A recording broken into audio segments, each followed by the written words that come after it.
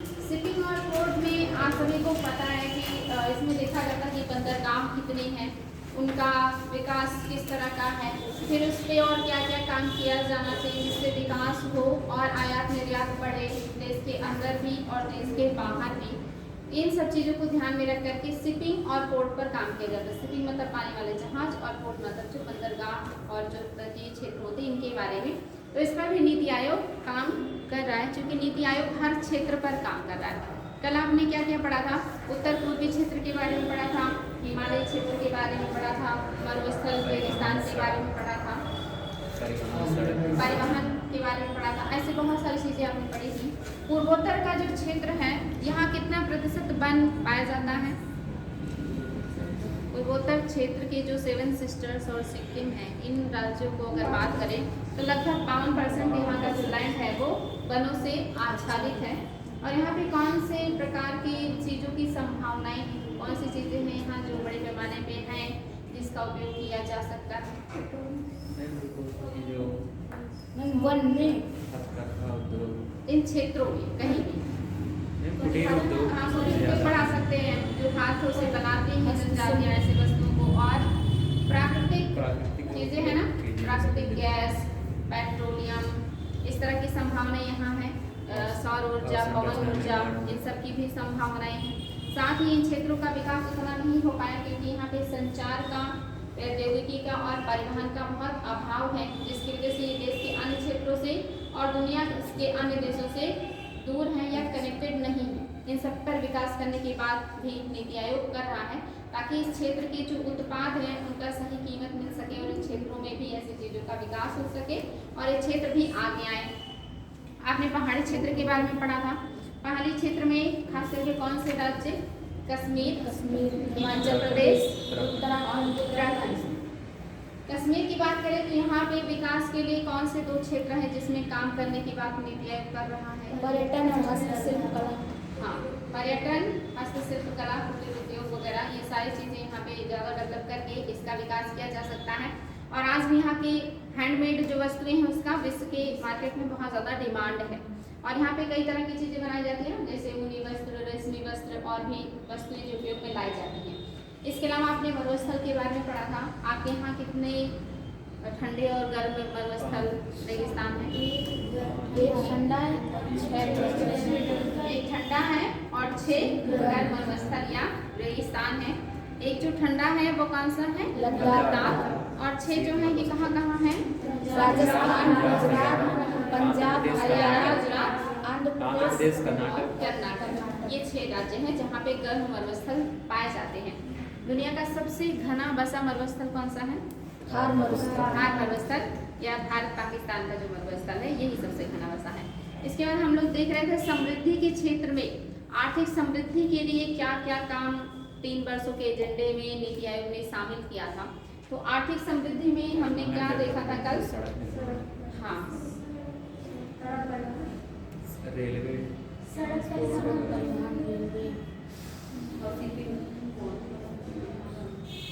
सागरमाला परियोजना इसी में है। हाँ बेटी बिल्कुल सही है।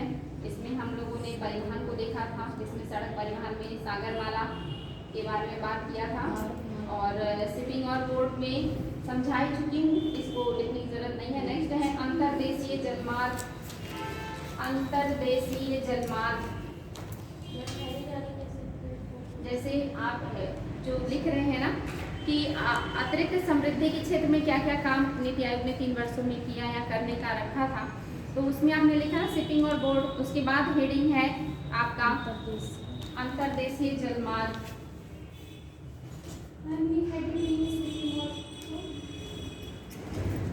जैसे बेटे मैं हेडिंग आपको लिखाते जा रही हूँ, समझाते जा रही हूँ, बस थोड़ा सा आप चाहें तो उसमें खुद से इंक्लूड कर सकते हैं। और अगर आप समझ रहे हैं तो अच्छी बात है, और अगर नहीं दिक्कत हो रही है तो बताएं, हम ही नोट करवाएं।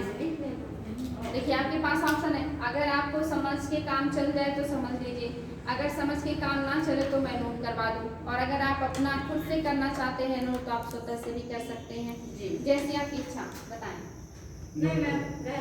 समझाएं, बताएं, समझाएं। मैम यहाँ पर भी कोई परियोजना लाया गया है, ये समुद्र में नाम क्या हाँ बेटी वो सब तो आपको जियोग्राफी में पढ़ाया जाएगा कि कौन कौन सी परियोजनाएं, नदी परियोजनाएं। समुद्र नाम उसको नहीं, उसका सेतु समुद्रम नाम तो नहीं है, उसको बंद हो कुछ गया। हाँ कुछ और नाम दिया गया है। हाँ, हम बात कर रहे थे अंतर्देशीय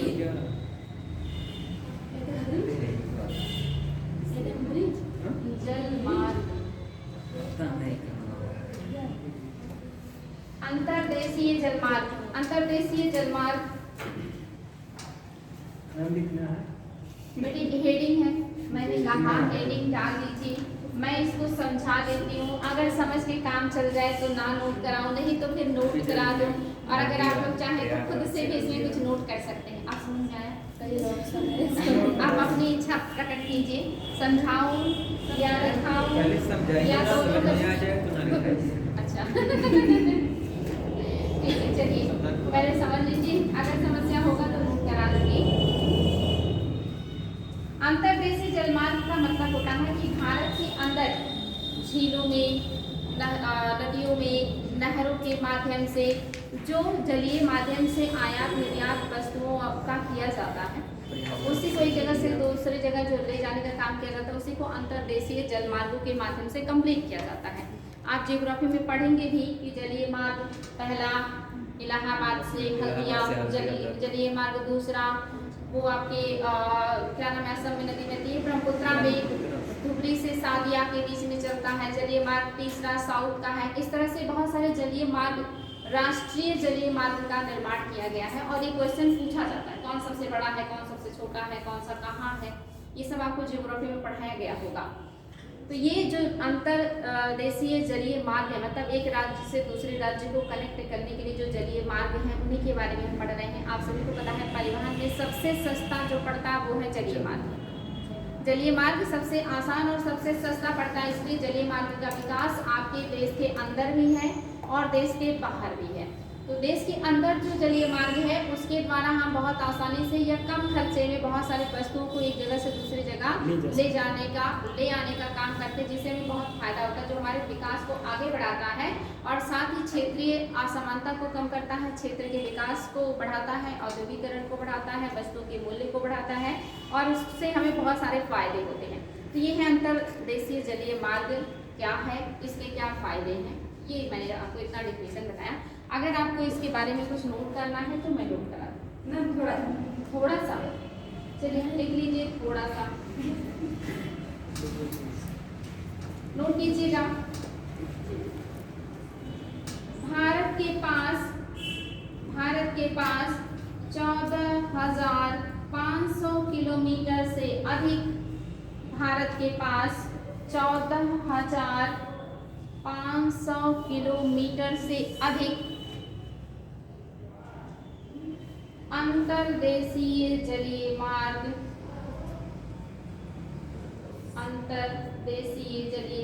है।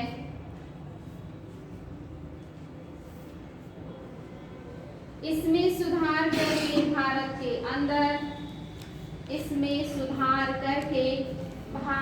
के अंदर वस्तुओं एवं सेवाओं का, इसमें सुधार करके भारत के अंदर वस्तुओं एवं सेवाओं का आवागमन को सुविधाजनक बनाया जा सकता है। आवागमन को सुविधा, वस्तुओं एवं सेवाओं के व्यापार को या के आवागमन को सुविधाजनक बनाया जा सकता है। वस्तुओं एवं सेवाओं के आवागमन को सुविधाजनक बनाया जा सकता है। हो गया। नेक्स्ट पॉइंट, भारत के उत्तर पूर्व के राज्यों एवं पड़ोसी देशों के साथ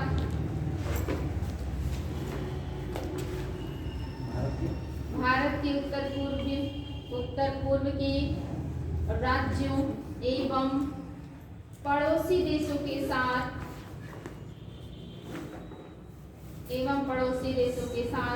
अंतर्देशीय जलमार्गों के द्वारा व्यापार को बढ़ावा दिया जा सकता है। नेक्स्ट पॉइंट, अंतर्देशीय जल मार्गों को वर्ष भर बढ़ावा दिया जा सकता है। अंतर्देशीय जल मार्गों को वर्ष भर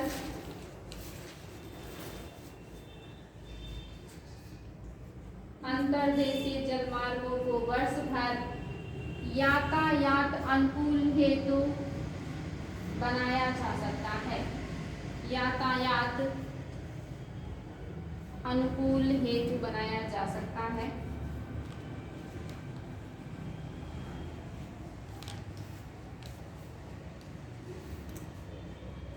next heading, digital connectivity.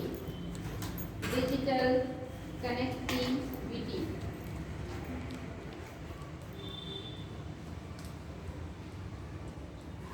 Digital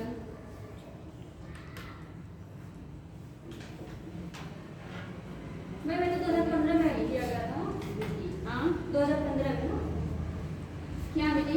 मैंने तीसरी योजना को नहीं, ये कोई योजना नहीं है। ये 2017-18 से 19-20 के दौरान नीति आयोग के द्वारा जो काम करने के लिए एजेंडा बनाया गया उसमें शामिल है। डिजिटल कनेक्टिविटी, इसमें नोट कीजिएगा, डिजिटल कनेक्टिविटी व्यापार एवं संचार में सहायक की भूमिका। डिजिटल कनेक्टिविटी व्यापार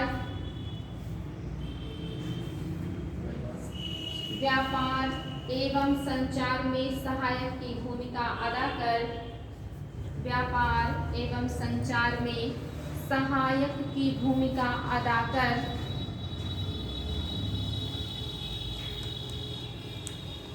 आर्थिक समृद्धि को बढ़ावा देती है।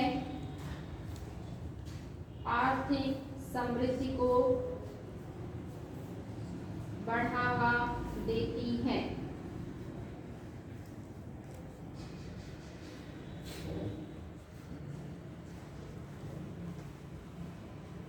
अब देखिए डिजिटल चीजों को बढ़ाने के लिए उन्होंने क्या क्या काम किया है। पहला पॉइंट, डिजिटल और संरचनात्मक ढांचे का विकास करना। डिजिटल और संरचनात्मक ढांचे का विकास करना।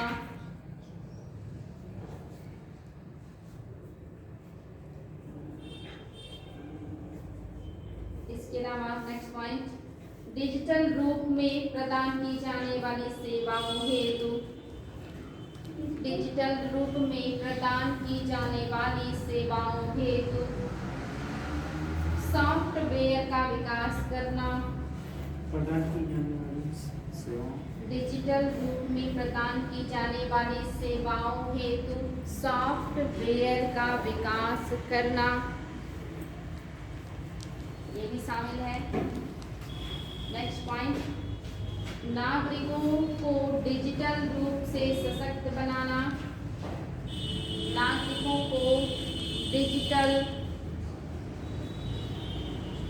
रूप में सशक्त बनाना, रूप से सशक्त बनाना।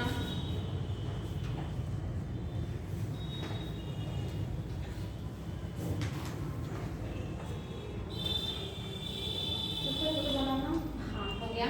तो इतनी सारी चीजें डिजिटल क्षेत्र में नीति आयोग करने का बात कर रहा है। पहला तो कनेक्टिविटी बढ़ाना चाहिए जिससे कि संचार और व्यापार दोनों बढ़े। साथ ही ऐसे काम को पूरा करने के लिए सॉफ्टवेयर, नए नए सॉफ्टवेयर, अच्छे उन्नत किस्म के सॉफ्टवेयर का डेवलपमेंट होना चाहिए। इसके अलावा लोगों को भी इसके लिए प्रशिक्षित किया जाना चाहिए ताकि लोग ऐसी टेक्नोलॉजी का अच्छे से उपयोग कर सके। इन सभी पे ध्यान देगा नीति आयोग। नेक्स्ट हेडिंग है सार्वजनिक निजी भागीदारी। सार्वजनिक निजी भागीदारी।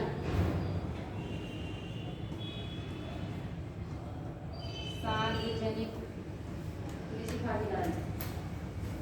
निजी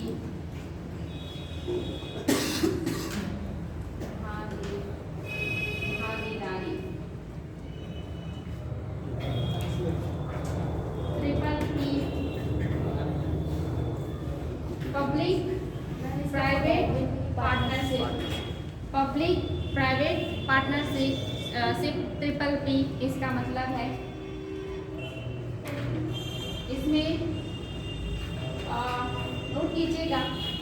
भारत में अनेक परियोजनाओं को सार्वजनिक निजी भागीदारी के माध्यम से भारत में अनेक परियोजनाओं को सार्वजनिक निजी भागीदारी के माध्यम से भारत में अनेक परियोजनाओं को सार्वजनिक निजी भागीदारी के माध्यम से पूरा किया जा रहा है।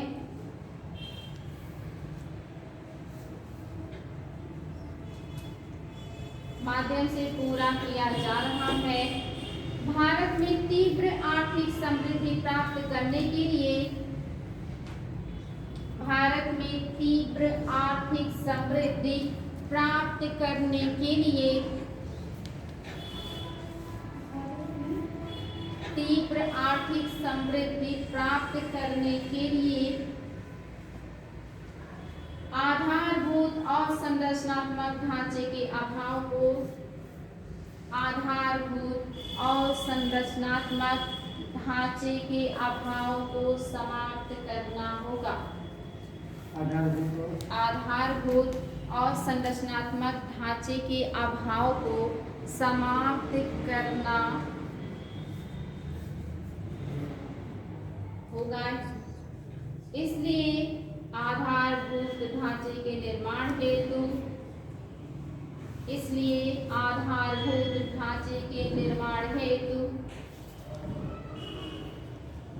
सार्वजनिक निवेश के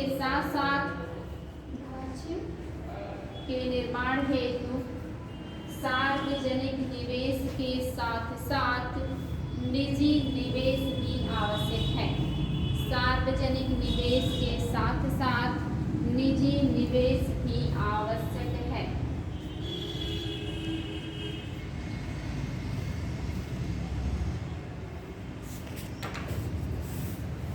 बात समझ में आया? यानी ट्रिपल पी का मतलब है कि सार्वजनिक और निजी दोनों का सब अस्तित्व, दोनों लोग काम करें। और चूंकि भारत में अभी भी बहुत सारे आधारभूत जो ढांचे हैं उनका बढ़िया से निर्माण नहीं हो सका। आधारभूत ढांचे में आप सभी को पता मूलभूत जरूरत, रोटी, कपड़ा, मकान, शिक्षा, स्वास्थ्य, ऐसे संचार, परिवहन, इन सब चीज़ों के निर्माण के लिए सरकार को निजी क्षेत्रों का भी सहयोग लेना चाहिए। तभी जाकर के जो अभाव है ऐसे चीज़ों का वो कंप्लीट हो पाएगा, पूरा हो पाएगा। ठीक ना? अब नेक्स्ट हेडिंग कीजिएगा, ऊर्जा, एनर्जी, ऊर्जा।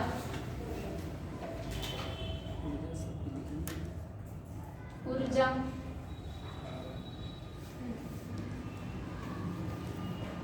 ऊर्जा तो आप सभी को पता ही है ना।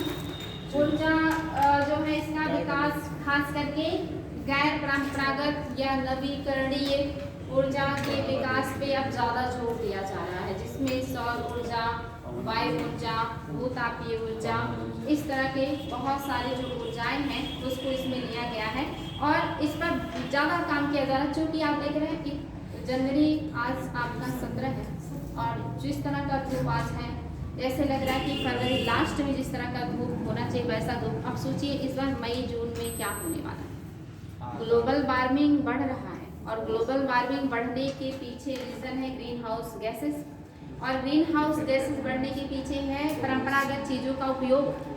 जब तक इन चीज़ों का उपयोग हम नहीं कम करेंगे तब तक ये समस्या कम होने वाली नहीं है और दिन प्रतिदिन बढ़ता जा रहा है। इस बार कड़ाके की ठंड पड़ी ही नहीं, सुहावना मौसम है, एक स्वेटर एक कोट पहन लीजिए, दिन भर में भी दिक्कत नहीं है।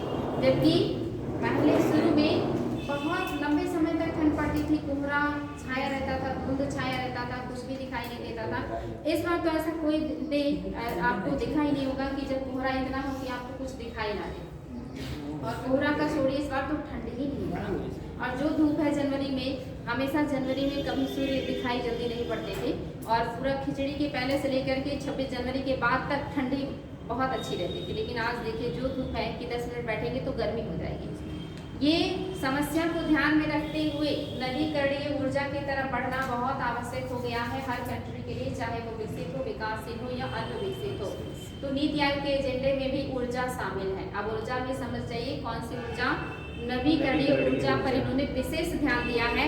और ऊर्जा मतलब ये भी है कि लोगों तक ऊर्जा पहुँचाना, ताकि हर व्यक्ति के पास ऊर्जा से संबंधित सारे संसाधन हो, उसका उपयोग करके अपने जीवन को आगे बढ़ा सके, उसका उपभोग कर सके। और साथ ही वो ऊर्जा कैसा हो जो हमारे लिए, पर्यावरण के लिए अनुकूल हो, दोनों पे काम करेगा। ऊर्जा के उत्पादन को बढ़ाएगा ताकि मैक्सिमम लोगों को ऊर्जा प्राप्त हो, लाइट प्राप्त हो।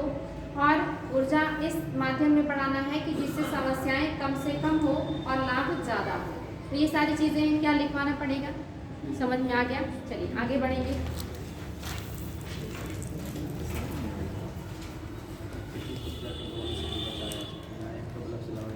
विज्ञान एवं प्रौद्योगिकी, साइंस एंड टेक्नोलॉजी। विज्ञान एवं प्रौद्योगिकी, विज्ञान एवं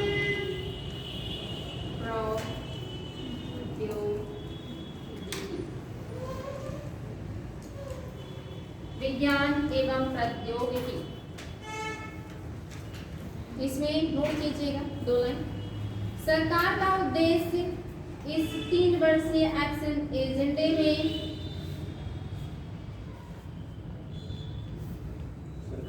सरकार का उद्देश्य इस 3 वर्षीय एक्शन एजेंडे में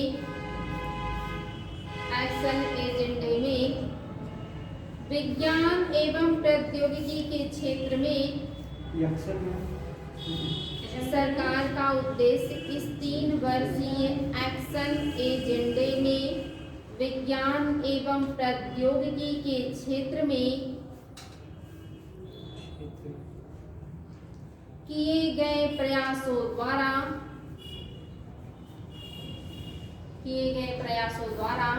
भारत में नवोन्मेष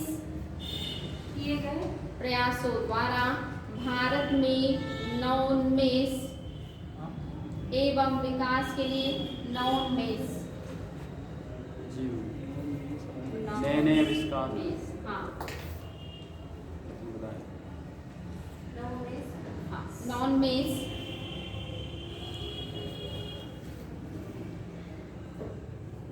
एवं विकास के लिए सहायक वातावरण का निर्माण करना है। एवं विकास के लिए सहायक वातावरण का विकास करना या निर्माण करना है। सहायक वातावरण का निर्माण करना है और प्राथमिक क्षेत्रों में विज्ञान एवं प्रौद्योगिकी के उपयोग द्वारा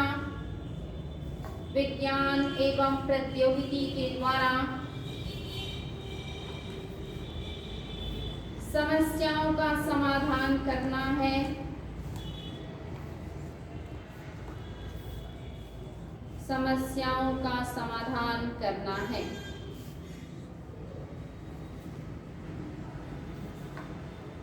अब आप देख रहे हैं इसका उपयोग करके बहुत सारी चीज़ों को दूर करना, समस्याओं को दूर करना, नया इनोवेशन करना है। तो इसके लिए इन्होंने भी बहुत सारी योजनाएं चलाई हैं, बहुत सारे उसमें फंडिंग किए हैं। अभी बहुत ज़्यादा डिटेल आप लोगों को नहीं बता रहे, बस समझ लीजिए कि इन्होंने इस क्षेत्र में भी काम किया है और क्यों किया है, ताकि हर क्षेत्र में नया इनोवेशन हो सके, नया तौर तरीका, नए पद्धति का उपयोग किया जा सके। नेक्स्ट हेडिंग कीजिएगा।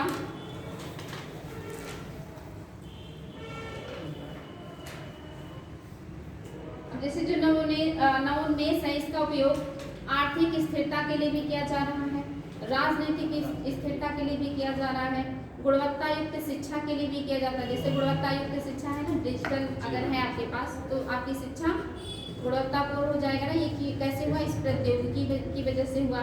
शोध और अनुसंधान के लिए हमेशा नई प्रौद्योगिकी की जरूरत होती है और संसाधनों एवं वित्त की उपलब्धता के लिए भी इसका महत्वपूर्ण योगदान है। साथ ही उद्यमशीलता एवं नवाचार की संस्कृति को बढ़ाने के लिए और उपयोगी पारिस्थितिकी तंत्र डेवलप करने के लिए बहुत सारे क्षेत्रों में इसका उपयोग होता है। ये बिल्कुल कॉमन सेंस का है कि हम नई प्रौद्योगिकी का या नवाचार का या नवोन्मेष का उपयोग कहाँ कर सकते हैं, तो हर क्षेत्र में कर सकते हैं, चाहे वो आर्थिक हो, सामाजिक हो, राजनीतिक हो, शैक्षिक क्षेत्र हो या आपका स्वास्थ्य का क्षेत्र हो, परिवहन का क्षेत्र हो, संचार का क्षेत्र हो, हर जगह इसका उपयोग आवश्यक है और हम कर भी रहे हैं। आगे बढ़ेंगे। हेडिंग भाग 5, भाग 4 था ये, भाग 5 में सरकार, गवर्नमेंट। भाग 5 में हेडिंग कीजिएगा सरकार, गवर्नमेंट। इसमें हेडिंग कीजिएगा सुशासन, सुशासन।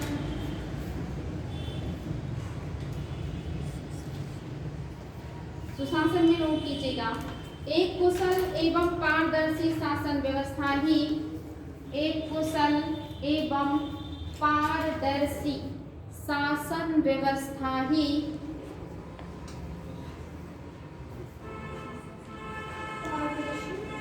शासन व्यवस्था ही अच्छी नीतियों का निर्माण एवं कार्यान्वयन, अच्छी नीतियों का निर्माण एवं कार्यान्वयन को सुनिश्चित कर सकती है।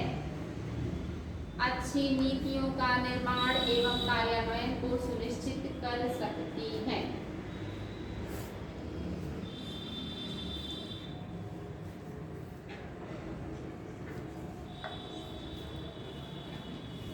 बात समझ में आया? सुशासन का मतलब क्या होता है?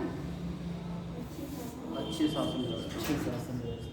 अच्छी शासन व्यवस्था को हम क्या कहते हैं? सुशासन कहते हैं। और इसके बाद इसमें ये भी है कि सरकार की भूमिका क्या है सुशासन में।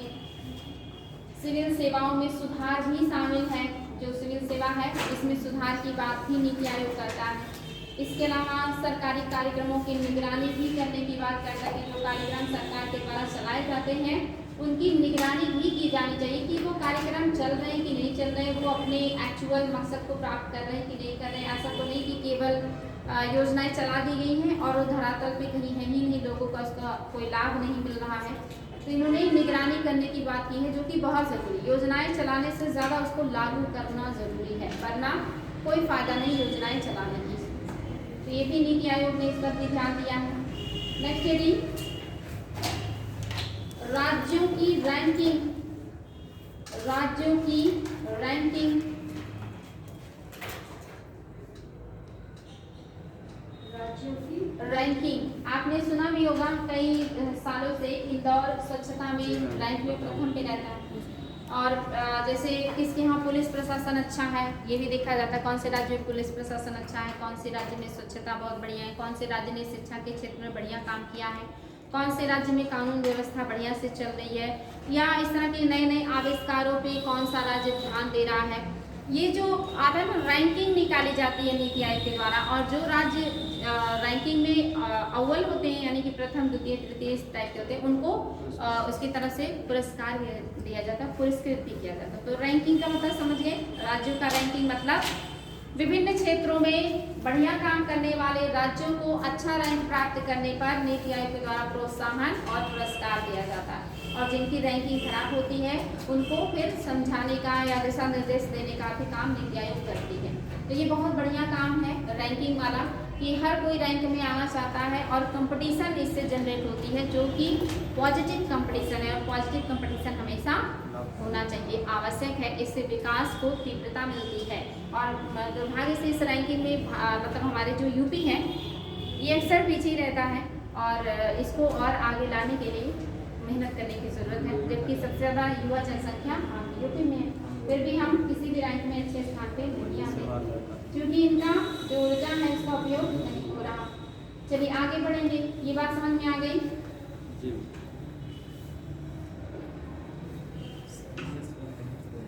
इतना सारा काम दे दिया है नीति आयोग का, पता नहीं कितना काम हो रहा है। फिलहाल तो काम तो बहुत दिखा रहा है, बजट वाला है। हाँ सब बजट वाला काम, बजट वाला नहीं, दस्तावेज वाला काम। अच्छा, हेडिंग कर लीजिए भाग 6 सामाजिक क्षेत्र, सामाजिक क्षेत्र।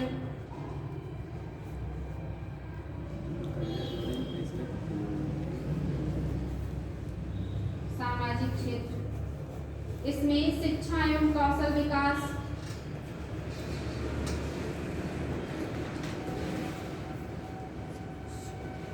इसमें नोट कीजिएगा।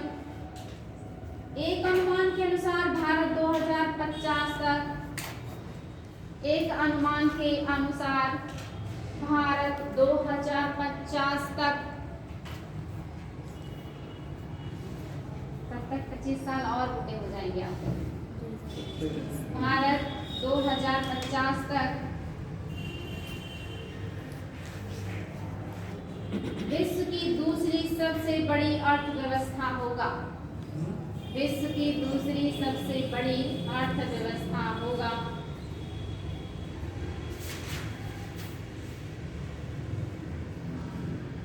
भारत के पास वर्ष 2030 तक भारत के पास वर्ष 2030 तक सबसे अधिक कार्यशील जनसंख्या, सबसे अधिक कार्यशील जनसंख्या होगी, जनसंख्या होगी।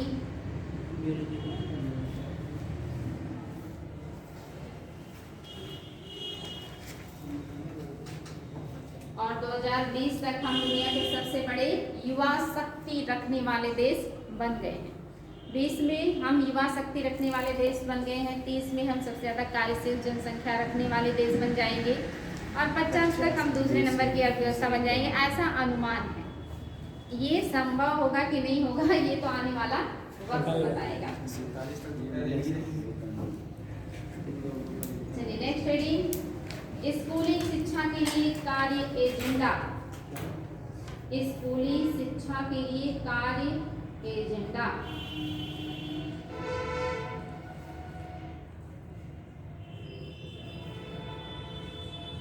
आप यहाँ पे स्कूली शिक्षा के लिए जो कार्य एजेंडा इसमें ये देखेंगे कि जो बच्चे हैं वो ज़्यादा से ज़्यादा जो बैग है उसके बोझ से हटे और कुछ नया सीखें।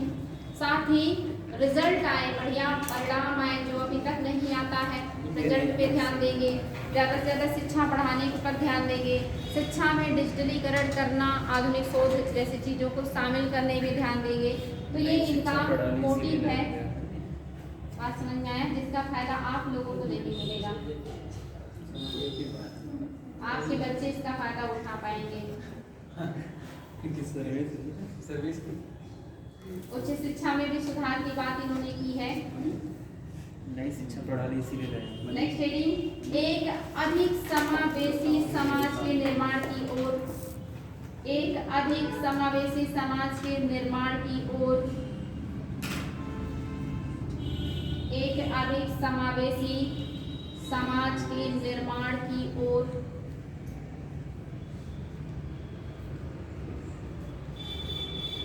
इसमें नोट कीजिएगा।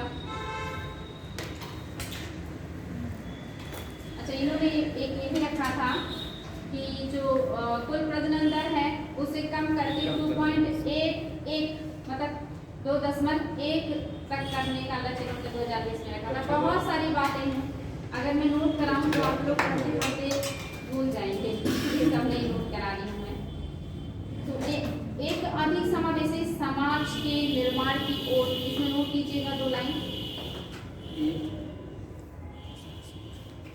इस 3 वर्षीय एजेंडे के अंतर्गत, इस 3 वर्षीय एजेंडे के अंतर्गत देश में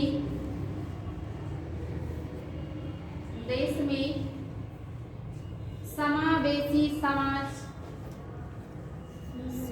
इस 3 वर्षीय एजेंडे के अंतर्गत देश में समावेशी समाज के निर्माण, समावेशी समाज का निर्माण करने की दिशा में महिलाओं, समाज का निर्माण करने की दिशा में महिलाओं,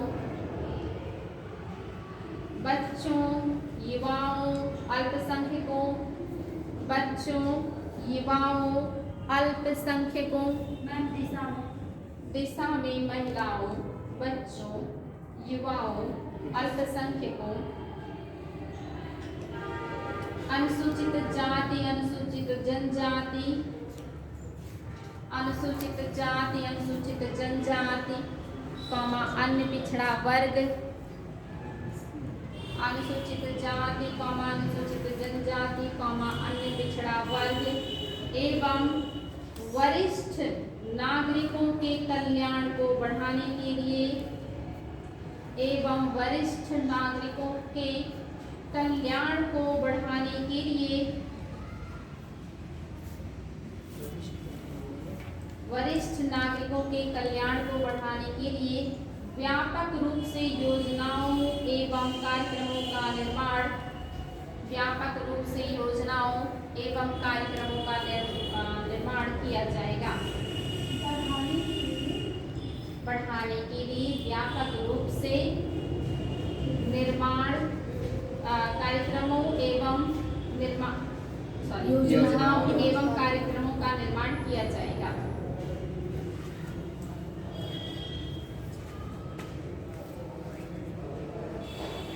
यानी कौन कौन है? महिला है, बच्चे हैं, युवा है और अल्पसंख्यक है, अनुसूचित जाति, अनुसूचित जनजाति, अन्य पिछड़ा वर्ग और जो वरिष्ठ नागरिक हैं, इन सबके कल्याण के लिए, इन सबके फायदे के लिए, इन सबकी जरूरतों को पूरा करने के लिए बहुत सारे कार्यक्रम और योजनाएं बनाई जाएंगी। और जो कार्यक्रम और योजनाएं चल रही हैं उनको और सशक्त किया जाएगा। जो चल रही हैं उनको और सशक्त करेंगे और आगे इनकी भलाई के लिए और भी योजनाएं बनाने की बात भी की गई है। तभी जाकर के समावेशी समाज का निर्माण होगा नीति आयोग के अकॉर्डिंग। ठीक है, आगे बढ़ेंगे। नेक्स्ट भाग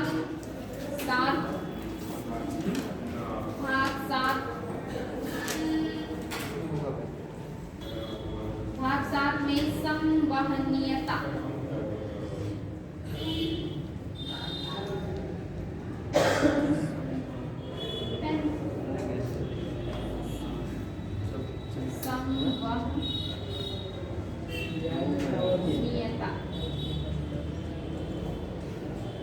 संवहनीयता इसका मतलब क्या है?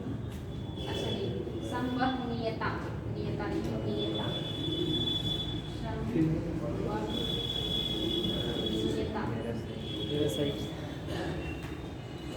संवहनीयता, ये है आपका भाग 7। इसमें लिखिएगा वन एवं पर्यावरण या पर्यावरण एवं वन, पर्यावरण एवं वन। और इसके अंतर्गत पहला वायु प्रदूषण,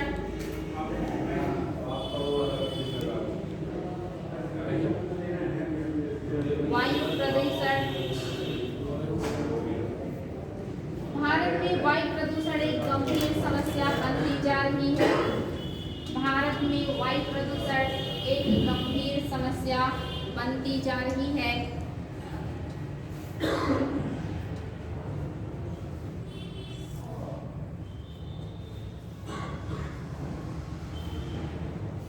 एवं उत्तर भारत में समस्या ने विकराल रूप ले लिया है। एवं उत्तर भारत में इस समस्या ने विकराल रूप ले लिया है। उत्तर भारत में इस समस्या ने विकराल रूप ले लिया है। आप अक्सर सुनते होंगे दिल्ली, कानपुर चर्चाओं में रहता है पोल्यूशन के मामले में। तो ये सब कहाँ है? उत्तर भारत में है। गाजियाबाद भी आ जाता है चर्चाओं में। तो आप बताएंगे, बिल्कुल कॉमन सेंस का है और बच्चों जैसा सवाल है। वायु प्रदूषण के लिए कौन कौन से चीजें हैं जो जिम्मेदार हैं? Carbon dioxide, carbon monoxide. Carbon dioxide को क्या वायु प्रदूषण के उसमें शामिल किया गया एलिमेंट में? इसको ग्रीन हाउस में शामिल किया गया। मैम CFC और मैम इसमें मोनोऑक्साइड भी आएगा और इसमें क्लोरीन सल्फर डाइऑक्साइड और पैन भी आ नाइट्रोजन जाएगा। डाइऑक्साइड, पैन भी आ जाएगा। हाँ, पैन और आपका PM 2.5, PM 2.10 ये सारे होते हैं। ये तो आप बता रहे बाबू कि कौन कौन सी चीजें हैं, किसकी वजह से वायु प्रदूषण होता है? मैंने ये पूछा। औद्योगिक मैम कारण हो जाएगा। हाँ, औद्योगिक कारण होगा और कृषि कारण, कृषि भी जिम्मेदार होता है। बहुत सारी चीजें, वाहनों का बड़े पैमाने पे जीवाश्म, और संरचना निर्माण हाँ, जीवाश्म ईंधनों के बनते हैं इसमें। दहन भी शामिल है। जो अवशिष्ट होता है उसके दहन से भी होता है। तो ये सब चीजें तो आप लोगों को पता है ना, ईंट भट्टे हो गए, रबड़ जलाना, लकड़ी जलाना, ये सब के सब वायु प्रदूषण के कारक होते हैं। नहीं चला हाँ बेटी, हाँ कुछ भी जलाएंगे, कुछ भी जलाएंगे, इंसान को जलाने में वही तो हाँ, उससे भी परेशानी होता है, इसलिए मना किया जाता है और कहा जाता है कि पूर्ण सावधान कीजिए। अच्छा, इसको दूर करने के लिए क्या किया जा सकता है? इसको मैम मानक मतलब कंपनियों के लिए एक मानक बनाया जाए। ओके, और मैम वृक्षारोपण जैसे कह रही हूँ वो भी पॉइंट हो सकता ओके, है। और मैम जो कृषि में जो मतलब पराली वगैरह जलाने का उसके लिए अत्याधुनिक मतलब कोई और टेक्नोलॉजी लाई जाए जिससे मतलब जलाना ना पड़े। हाँ, और उसे छोटा छोटा करके मिट्टी में मिला दिया जाए, बहुत अच्छे। और मैम कचरों का निपटान जो है वो अत्याधुनिक तरीकों से हो। हाँ किया जाना चाहिए, जलाया नहीं जाना चाहिए, आधुनिक तरीके से कीजिए, ऐसे कीजिए कि उससे पोल्यूशन ना के बराबर हो।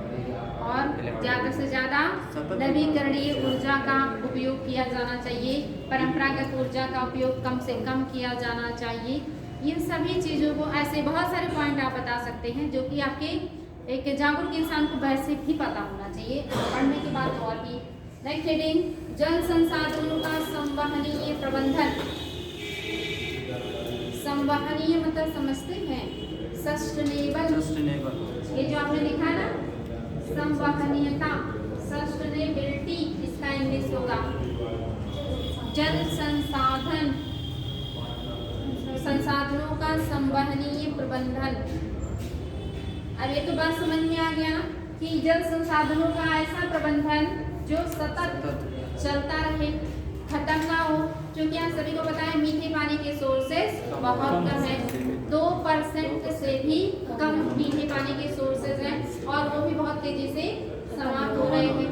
मीठे पानी के सोर्स बहुत तेजी से घट रहे हैं क्योंकि ग्लेशियर्स पिघल रहे हैं ग्लोबल वार्मिंग की वजह से, नदियाँ भी सूख रही हैं ग्लोबल वार्मिंग की वजह से, तालाब और गड्ढे और ऐसी चीज़ों का पहले के ज़माने में ज़्यादा था, अभी लोग कम उसका देख रेख करते हैं, वो भी ख़त्म ही हो रहे हैं।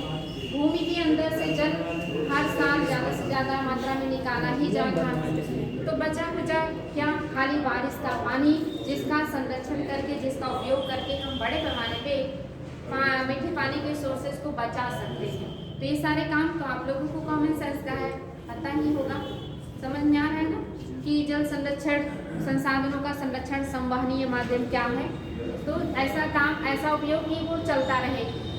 जैसे आप अपने घरों में पानी का दुरुपयोग ना करें, ज़्यादा से ज़्यादा पानी का बचत करें, कम से कम पानी का उपयोग करें, नित्य व्ययिता का अपने अंदर नियम लागू करें कि पानी वेस्ट नहीं करेंगे फालतू का। आप देखते होंगे फालतू का टूटी खोल देते हैं, काम करते रहते, पानी गिरता रहता है, लेकिन वो बहुत मूल्यवान है। एक टाइम ऐसा आएगा कि आपको उसकी खरीदने की आवश्यकता पड़ जाएगी अगर ऐसे आप दुरुपयोग करते रहे तो दुरुपयोग ना कीजिए, सदुपयोग कीजिए, संरक्षण कीजिए, बचत कीजिए। ऐसे बहुत सारे तौर तरीके अपना करके हम जल को बचा सकते हैं, पेड़ पौधे लगा के भी बचा सकते हैं, क्योंकि वो पानी के कटाव को, बहाव को रोकते हैं और नमी को बरकरार रखते हैं। बहुत सारे तरीके हैं।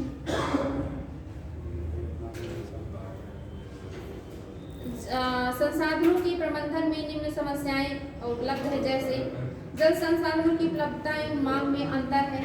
जल संसाधनों की उपलब्धता कम और मांग ज़्यादा है। जल संसाधनों का असमान वितरण है। जल संसाधन भी हर जगह समान नहीं है। मैदानी बेल्ट में जहाँ नदियाँ हैं, नदियों का द्वार है, वहाँ तो पानी आसानी से मिल जाता है। कहीं भी आप 40-50 फीट की गहराई में अगर पानी तलाशते हैं तो मिल जाएगा। पठारी इलाकों में और रेगिस्तानी इलाकों में 200, 300, 500 मीटर तक की मतलब गहराई में भी पानी नहीं मिलता आसानी से। पहाड़ी क्षेत्रों में भी यही समस्या है। तो असमान वितरण है और ये भी इसलिए और भी संरक्षण करने की आवश्यकता है। नियमित जल उपलब्धता का अभाव है। आप सभी को पता है कि आपके यहाँ नियमित जल उपलब्ध नहीं होता। जैसे मानसून की बात करें तो बहुत कम समय के लिए आपके यहाँ मानसून आता, बहुत लिमिटेड समय ही बारिश होता है, उसके बाद पूरे वर्ष बारिश नहीं होता है। और इसलिए इस कम वक्त में जो पानी आता है उसे संरक्षण करने के लिए हमें तौर तरीके ढूंढने चाहिए, क्योंकि हमारे पास और ज़्यादा टाइम नहीं है पानी प्राप्त करने का। बाढ़ और सूखा की समस्या है। कभी बारिश इतना हो जाता है कि बाढ़ आ जाता है और आप पानी को स्टोर नहीं कर पाते, और कभी बारिश इतना कम होता है कि आपके पास पानी नहीं होता, तालाब, झील और पोखरे सूख जाते हैं। तो ये भी समस्या है। और इसके अलावा जल की गुणवत्ता में दिन प्रतिदिन गिरावट आ रही है, जल पीने योग्य नहीं रह जा रहा है। बिना फिल्टर के अगर पीते हैं तो तरह तरह की समस्याएं आपको हो सकती हैं। खास करके एक फीवर होता है जो शुद्ध भोजन और पानी का सेवन न करने से होता है, जिसे हड्डी तोड़ने वाला बुखार भी कहते हैं, जो कभी चढ़ता है और कभी उतर जाता है। कौन सा फीवर है वो? अक्सर बहुत ज़्यादा होता है। कौन सा फीवर? टाइफाइड। ये बहुत ज़्यादा बढ़ रहा है इसकी मात्रा, क्योंकि ये शुद्ध प्रदूषित अगर भोजन और पानी है तो लीवर में इन्फेक्शन की वजह से ये होता है। और ये पानी के प्रदूषण इसके लिए बहुत ज़्यादा महत्वपूर्ण है। भूमिगत जल पर अत्यधिक निर्भरता, आप देख लीजिए आपकी ज़्यादातर निर्भरता किस है। इसलिए कोई भी व्यक्ति ऐसा हो जो कहते हैं मैं तालाब से पानी पीता हूँ, नदी से पानी पीता हूँ, पोखरे के पानी का उपयोग करता हूँ, किसी भी काम के लिए कोई नहीं है। सबके यहाँ भूमिगत जल का उपयोग किया जाता है, चाहे वो घरेलू काम हो, खेती का काम हो या कोई अन्य काम हो। तो सभी लोगों की ज़्यादा से ज़्यादा निर्भरता किस पे है? भूमिगत जल पर है। जल संसाधनों की प्रबंधन हेतु वैज्ञानिक दृष्टिकोण का अभाव। क्या कोई भी बंदा है जो बता सकता है कि उनके गांव में कोई वैज्ञानिक दृष्टिकोण अपनाया जाता है जल को बचाने के लिए? कोई नहीं। वैज्ञानिक छोड़िए, आमतौर तरीके भी लोग नहीं अपनाते हैं बचाने के लिए। वैज्ञानिक दृष्टिकोण तो बड़ी दूर की बात है। ये तो किस पंछी के पर की बात हो रही है तो पता ही नहीं होगा। हमारे यहाँ प्रधान जी लोग जो पहले से मौजूद तालाब है उसमें मेड़ बना के पोखरा बना देते हैं। उनसे ज़्यादा आधुनिक दिमाग और किसका होगा? तो ऐसे आधुनिक दिमाग वाले तो हमारे यहाँ के काम करने वाले जो राजनेता हैं, जो लोग हैं जिनको दिया जाता है, और प्लस जनता तो उनसे भी महान, वो तो चीज़ें बिगाड़ना चाहती, बनाना नहीं जानती। और जल प्रदूषण ये भी क्या है? एक बहुत बड़ी समस्या है वर्तमान की। चाहे वो आपका भूमिगत जल हो या भूमि के ऊपर जो जल हो, सब में प्रदूषण की समस्या बहुत ज़्यादा विद्यमान है। तो इन सब के ऊपर 3 वर्ष के एजेंडे में नीति आयोग ने बढ़िया काम किया है, या इन्होंने इस तरफ अपना ध्यान आकर्षित किया है, सरकार का ध्यान आकर्षित किया, उस पर सुझाव दिया है। अब बशर्ते इस पर कितना काम हो रहा है, अब वो दिखा भी रहे हैं कि काम हो रहा है। गंगा का सफाई अभियान और हर घर पानी उपलब्ध कराने का अभियान, इस तरह का अभियान सरकार के द्वारा किया जा रहा है। अब वो कितना सक्सेसफुल है ये आप ही जानते हैं। और ये भी सही है, जब तक नागरिकों का योगदान इसमें नहीं आएगा, जब तक नागरिक जागरूक नहीं होंगे, सरकार करती है ये काम। आपने पढ़ा होगा ब्रिटेन में टेम्स नदी की सफाई हर साल सरकार के द्वारा किया जाता था, क्योंकि टेम्स नदी के किनारे ही संसद भवन था और वहाँ पे मीटिंग नहीं हो पाती थी, इतना ज़्यादा उससे बदबू आती थी, स्मेल आता था। और ये सरकार हर साल काम करने के बाद फिर वैसे की वैसे स्थिति हो जाती थी।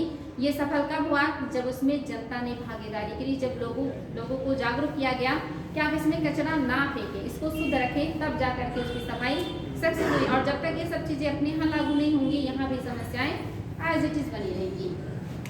तो ये था आपका नीति आयोग और उसके द्वारा इतने सारे जो काम किए गए हैं, साथ ही आर्थिक नियोजन। अब इससे जुड़े हुए आप लोगों के लिए बहुत सारे क्वेश्चन हैं जो कि विगत वर्षों में पूछे गए हैं, इन पर बात कर लेते हैं।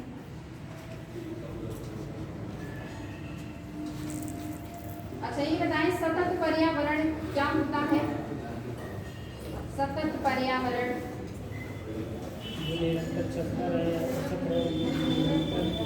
बना रहे, लोगों के सहयोग से स्वच्छ और सतत पर्यावरण का विकास करना, जो लंबे समय तक बना रहे और वर्तमान पीढ़ी के साथ साथ उसका लाभ उठा सके। इसी को क्या कहते हैं?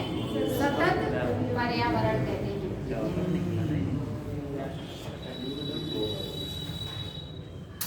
समावेशन क्या होता है?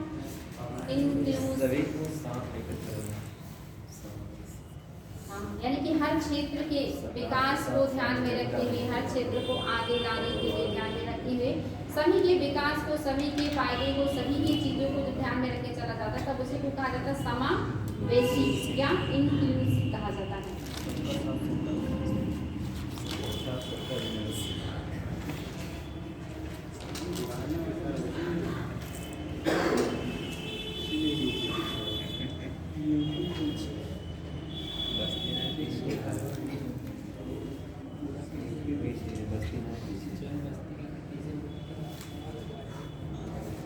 चलिए क्वेश्चन है आपके लिए,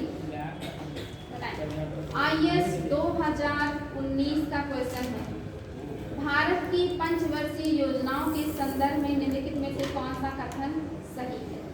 पहला, दूसरी पंचवर्षीय योजना में बुनियादी तथा पूंजीगत वस्तु उद्योगों के प्रतिस्थापन की दिशा में निश्चयात्मक जोर दिया गया।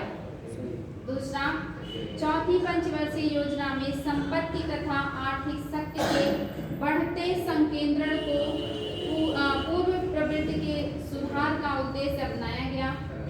पांचवी पंचवर्षीय योजना में पहली बार वित्तीय क्षेत्र को योजना के अभिन्न अंग के रूप में शामिल किया गया। अब आपको बताना है, ए में है पहला दूसरा सही है, बी में है केवल दूसरा सही है, सी में है केवल तीसरा सही है और डी में है कि तीनों सही है।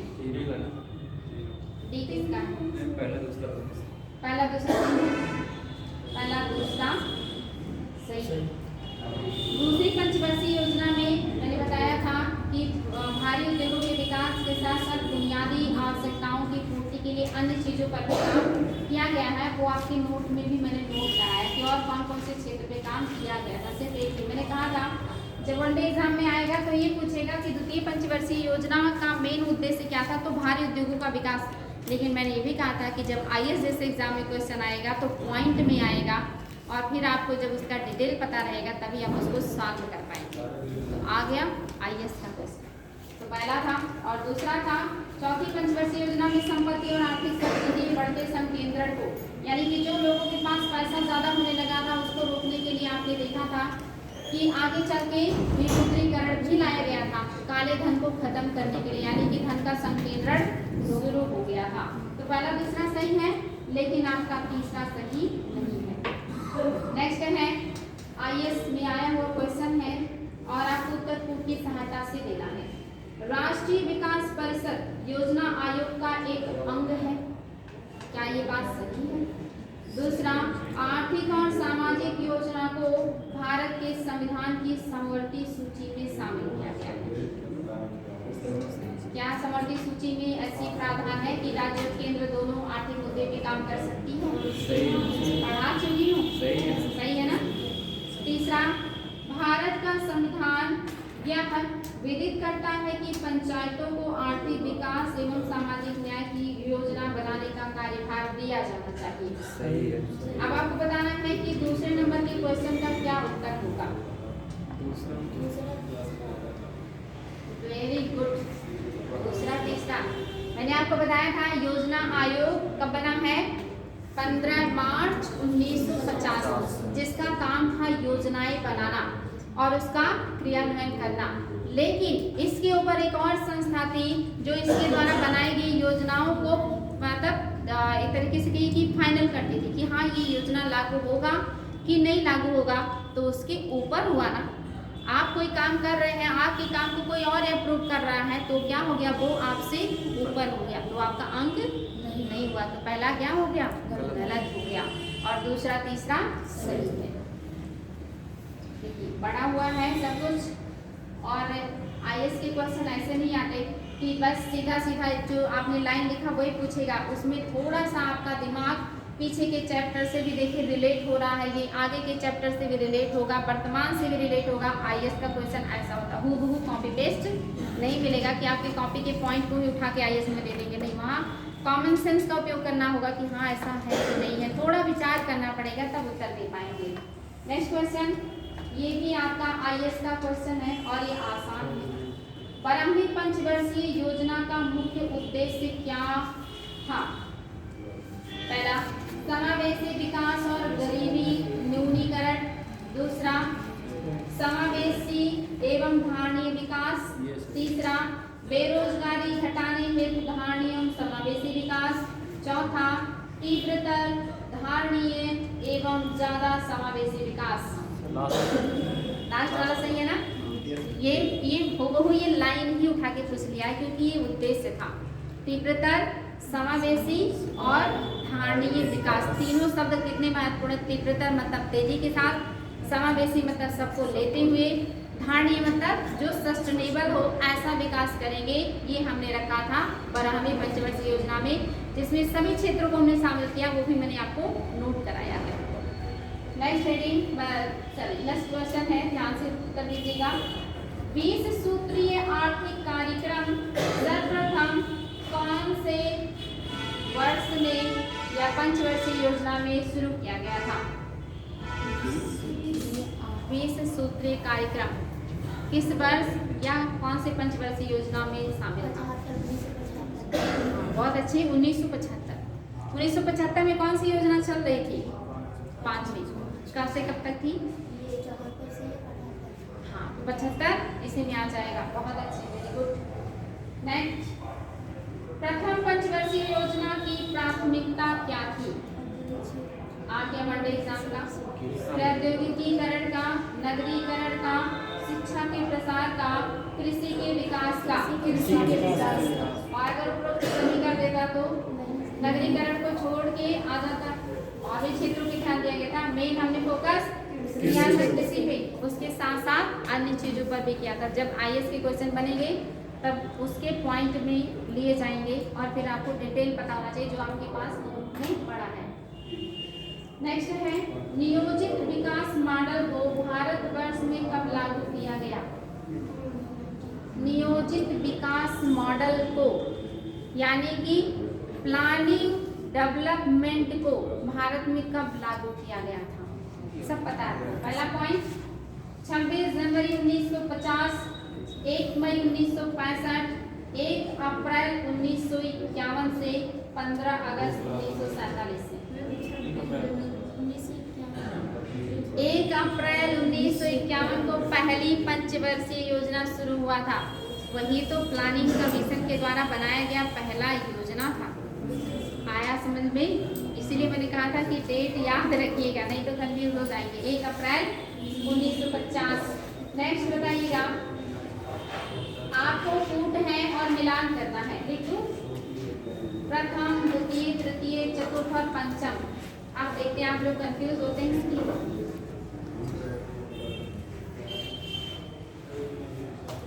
प्रथम पंचवर्षीय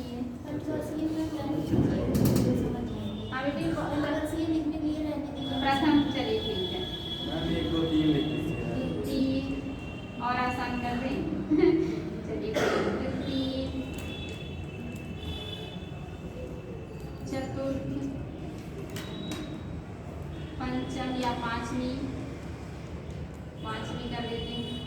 पांचवी और कौन सा है? हाँ, बस पांचवी। 5 योजनाएं हैं और आपको दूसरी तरफ दिया है, उसको मिलान करना है। हड़बड़ाइएगा नहीं, ध्यान से। तीव्र औद्योगिकरण, सामुदायिक विकास, आपको मैच करना है। तीव्र औद्योगिकरण,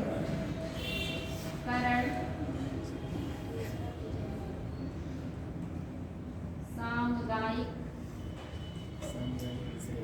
विकास। ध्यान से पहले लिख लेने दीजिए, फिर मिलाइएगा या सोचते रहिए। आधारभूत उद्योग का प्रसार,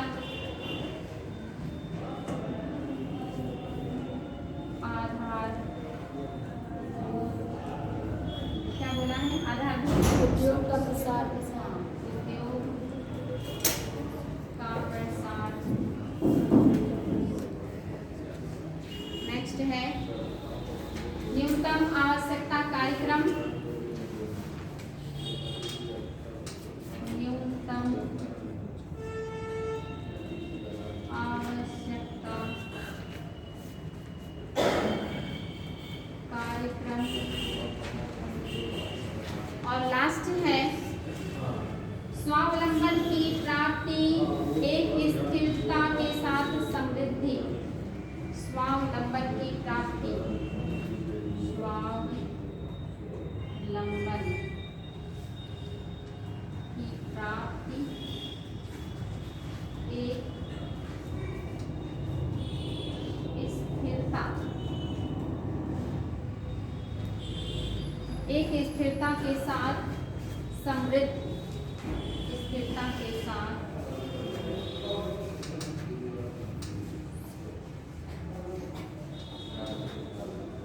थोड़ा सा घुमा दिया ना, लेकिन कूट की सहायता से बता देंगे। अब मैं इसका ऑप्शन दे दूं। पहले ये है A, B, C, D और ये D।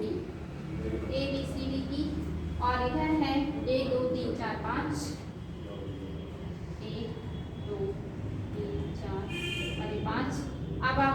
ले लीजिए।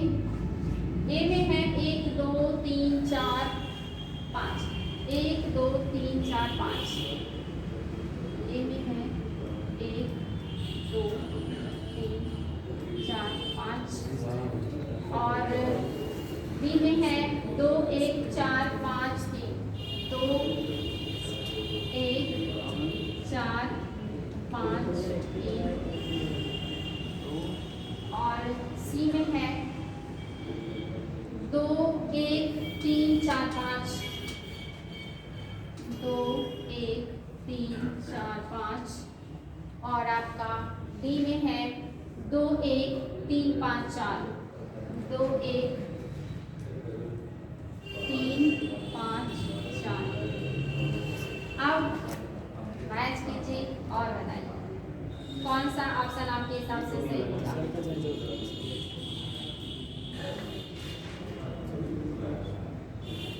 मैम दूसरा बी। करीब करीब पहुंच गए थे लेकिन गलत जवाब। मैम इसमें सी या डी में हो? D. D.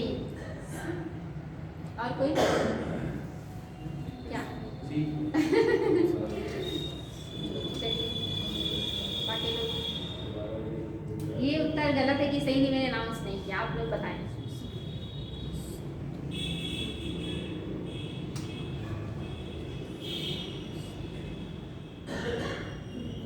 Ma'am C option.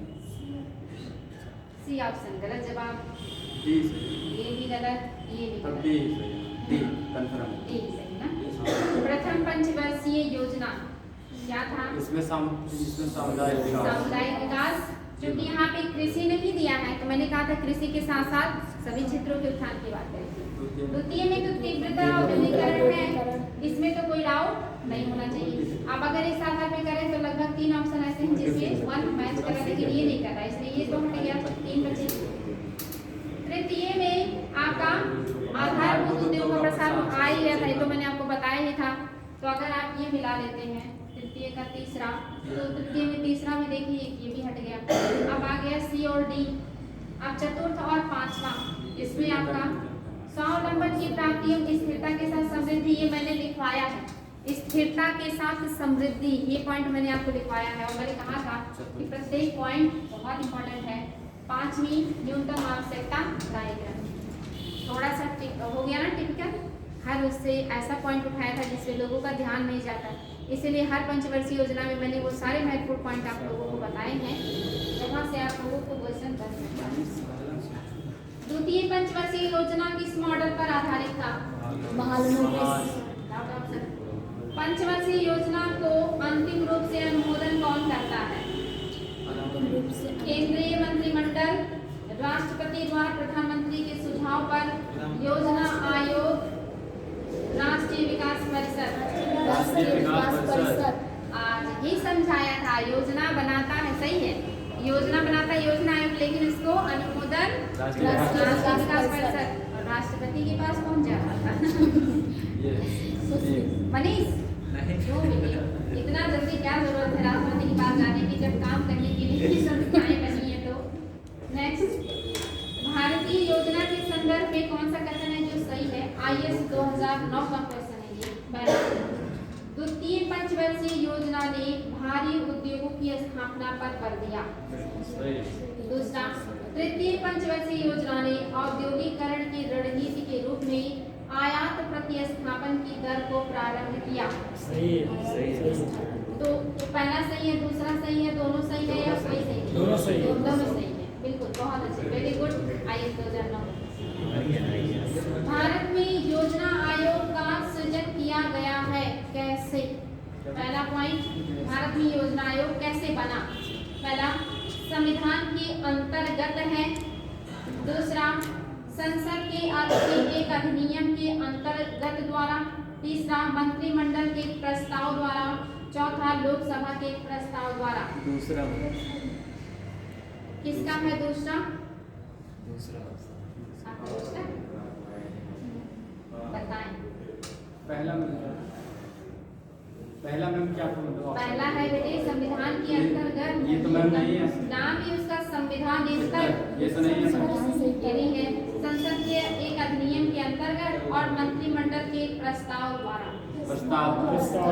आई हूँ योजना आयोग, विकास परिषद और नीति आयोग सब प्रस्ताव के द्वारा लाए गए हैं, बाद में बनाए गए हैं। भारत में योजना आयोग की स्थापना किस वर्ष की गई थी? आज ही लीक कर दिया उत्तर। 15 मार्च 1950। ऐसे छोटे एग्जाम के क्वेश्चन दिए। योजना आयोग की स्थापना पर नीति आयोग का गठन कब हुआ? 2015। कितना जनवरी? 1 जनवरी 2000। हाँ, यहाँ पे तो डेट पूछा है 26 जनवरी 2015, 21 जनवरी 2015, 1 जनवरी 2015, एक में से कोई नहीं। नेक्स्ट है, भारत में योजना आयोग के संबंध में कौन सा कथन है जो सही है और उत्तर कूट की सहायता से नहीं देना है? कोई एक ऑप्शन है जो सही है। पहला, योजना आयोग का संविधान में कोई उल्लेख नहीं है। राइट, सही है। सही है। हाँ। और जो सही है वही बताना है, तो सही हो गया। ध्यान से उत्तर दीजिएगा। दूसरा, पहले तो चारों सुन लीजिए, फिर बताइए कौन सा कथन सही है। दूसरा, इसके उपाध्यक्ष एवं सदस्यों के लिए कोई निश्चित कार्यकाल नहीं है। तीसरा, इसके सदस्य के लिए कोई निश्चित योग्यता निर्धारित नहीं है। चौथा, उपयुक्त सभी बातें सही हैं। केवल युक्त सभी। उपयुक्त सभी बातें सही हैं। इनकी मतलब नियुक्ति का भी कोई उल्लेख नहीं है, इनके कार्यकाल का भी कोई उल्लेख नहीं है। कहीं कार्यकाल लिखा है किसी का? नहीं। जब तक सरकार है तब तक रहेंगे, उसके बाद बदल जाएगी तो कोई और आ जाएगा। तो सारी बातें सही, इसीलिए मैंने कहा पहले सारी बातों को सुन लीजिए। एक बता दिया तो आपको पहला तो 100% सही है, तो आपने इसको सही कर दिया, लेकिन और भी तो ऑप्शन है उपरोक्त सभी का। नेक्स्ट, निम्नलिखित में से कौन सा ऐसे भारत में योजना से संबद्ध है? शानदार क्वेश्चन, IAS 2014 का। उत्तर कूट की सहायता से देना है। आपको बताना है इनमें से कौन कौन सी संस्था है जो भारत में योजना बनाने में अपना योगदान देती है। पहला पॉइंट, वित्त आयोग। दूसरा पॉइंट, राष्ट्रीय विकास परिषद। तीसरा पॉइंट, संघीय ग्रामीण विकास मंत्रालय। चौथा पॉइंट, संघीय शहरी विकास मंत्रालय। पांचवा पॉइंट, संसद। आप बताएं, शानदार प्रश्न है, IAS का क्वेश्चन है। 2, 3, 4। 2, 3, 4। 2, 3, 4 का तो ऑप्शन ही नहीं है। मैम ऑप्शन दीजिए। ऑप्शन दे दीजिए। पहला ए में है पहला, दूसरा, पांचवा। बी में है पहला, तीसरा, चौथा। सी में है दूसरा, पांचवा। डी में है तीसरी। सभी। वेरी गुड, यही उम्मीद थी, मुझे पता था कि सभी का उत्तर देखते ही सही नहीं होगा। सभी भी चले जाएंगे आपको। अरे सारी चीजें तो पढ़ाई क्या है जो नहीं। पहले ऑप्शन क्या है? देखिए, फिर से ऑप्शन सुन लीजिए। कह रहा भारत में योजना से संबंधित कौन सी है संस्थाएं जो कि इससे जुड़ी? भारत में योजना से कौन कौन संबंधित है, जुड़ी हुई हैं, आपको ये बताना है।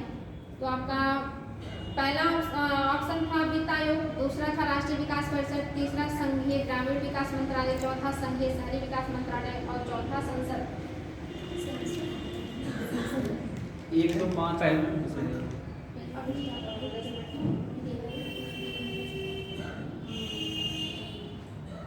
तो क्या उत्तर आया आपका? मैम 1, 2 पहला तो नहीं होगा। पहला तो नहीं होगा। वित्त आयोग योजना थोड़ी करता है, वो तो खाली सिफारिश करता है कि केंद्र में से राज्यों का कितना हिस्सा होना चाहिए, इसी को एलिमिनेट कर देते हैं आप।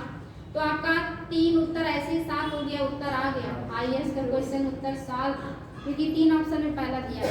और वित्त आयोग कहीं योजना बनाता है? वित्त आयोग पढ़ाया मैंने, उसमें आपको यही बताया कि उसका मेन काम है केंद्र के हिस्से में से राज्यों को कितना % मिलना चाहिए और साथ ही और क्या क्या इस क्षेत्र में सरकार को करना चाहिए। बस वो विकास में योजना बनाने में कहाँ शामिल होता है? कहीं नहीं होता। योजना आयोग होता है, राष्ट्रीय विकास परिषद होता है, नीति आयोग होता है, संसद होता है, ये सब लोग होते हैं, ये नहीं होता। तो एक ऑप्शन केवल एलिमिनेट करना था। IAS का क्वेश्चन आपका सॉल्व हो जाना था और आपका उत्तर होगा केवल 2 और 5। बात समझ में आया? राष्ट्रीय विकास परिषद और संसद, बाकी कोई नहीं है। बहुत आसान क्वेश्चन था, आप लोग ज्यादा सोचते हैं। पिछड़े देशों के लिए रोलिंग प्लान का सुझाव किसके द्वारा दिया गया था? W.A. Levi's, R. नरकसेक या ए सैमुअल्सन या D G Myrdal Gunnar Myrdal सही है। 11वीं पंचवर्षीय योजना में निरूपित समावेशी विकास निम्नलिखित में किस एक को सम्मिलित नहीं करता?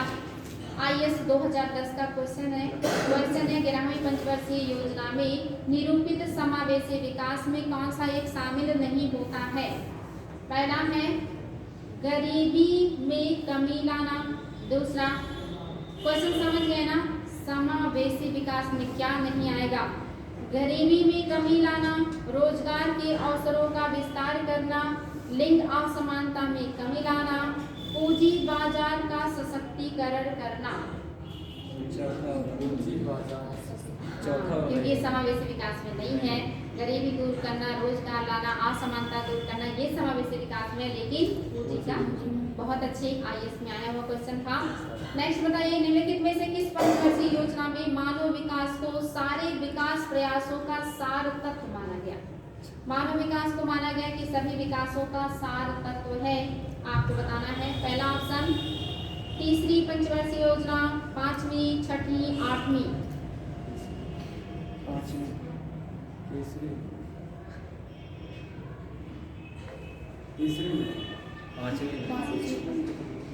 जो सही है वो कोई नहीं बताया, बाकी सब बताया। 8वीं मैंने बताया था एक दिन कि 8वीं में बहुत सारे क्षेत्रों पर ध्यान दिया गया था, खास करके मानव के विकास के ऊपर सबसे ज्यादा। एक दिन मैंने आपको समझाते हुए इस चीज का जिक्र किया था, याद रखिएगा। नेक्स्ट बताइए, अटल नव प्रवर्तन मिशन किसके अधीन है? विज्ञान एवं प्रौद्योगिकी, श्रम एवं रोजगार मंत्रालय, नीति आयोग या कौशल विकास एवं उद्यमिता मंत्रालय? अटल नव प्रवर्तन किसके अधीन स्थापित किया गया? अभी पढ़ाई हो, एकदम कॉमन सेंस का। पहला ऑप्शन है विज्ञान एवं प्रौद्योगिकी मंत्रालय, दूसरा है श्रम एवं रोजगार मंत्रालय, तीसरा है नीति आयोग, चौथा है कौशल विकास एवं उद्यमिता मंत्रालय। नीति आयोग में था कि नहीं? जिसपे काम कर रहा है नीति आयोग, कोई आ गया ना नीति आयोग में? नेक्स्ट, नीति आयोग के विषय में कौन सा कथन है जो सही नहीं है? इसका गठन योजना आयोग के स्थान पर किया गया। दूसरा, इसमें एक पूर्णकालिक अध्यक्ष होता है। तीसरा, इसका गठन जनवरी 2015 में किया गया। चौथा, यह सहकारी संघवाद के सिद्धांत पर आधारित है। कौन सा सही नहीं है? कौन सा सही नहीं है? जो मैम आप बताएं, अध्यक्ष पूर्णकालिक अध्यक्ष नहीं होते। बिल्कुल सही है, एकदम वेरी गुड। भारत सरकार ने नीति आयोग की स्थापना निम्नलिखित में से किसके स्थान पर किया है? आसान है, बता सकते हैं। योजना आयोग। आर्थिक नियोजन एक विषय है किसका? समवर्ती सूची का, राज्य सूची का, संघ सूची का, किसी का? समवर्ती का। नीति आयोग का अध्यक्ष कौन होता है? प्रधानमंत्री। नीति आयोग के संदर्भ में कौन सा कथन है जो सही है? नीति आयोग की स्थापना सरकार की सहायता हेतु एक थिंक टैंक के रूप में की गई है। नीति आयोग में केंद्र सरकार और राज्य सरकारों की सहभागिता होने से सहकारी संघवाद को बढ़ावा मिलेगा। नीति आयोग का अध्यक्ष भारत का प्रधानमंत्री होता है। फिर से बताएं नीति आयोग के बारे में क्या सही है? नीति आयोग की प्रकृति या स्वरूप विकेंद्रीकृत है, मतलब ये केंद्रीकरण नहीं करेगा। नीति आयोग में केंद्र सरकार और सभी राज्यों के सरकारों का निर्णय और क्रियान्वयन माना जाएगा या हिस्सा लिया जाएगा।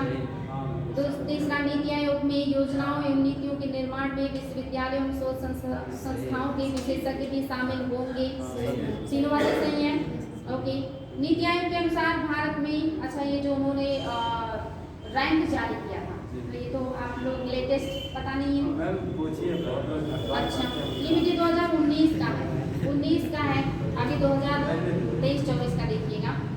तो 19 में पूछ रहे हैं कि नवाचार में कौन सा राज्य है जो शीर्ष पे था? तो उस समय कर्नाटक शीर्ष पे था। कौन सा भारत में सतत विकास लक्ष्यों के कार्यान्वयन के लिए एक नोडल संस्था है? सतत विकास लक्ष्यों के लिए भारत में नोडल संस्था है, बताना है। योजना आयोग, विनिवेश आयोग, वित्त आयोग, नीति आयोग। नीति आयोग। बहुत अच्छा। अब नेक्स्ट डे हम लोग नया चैप्टर पढ़ेंगे।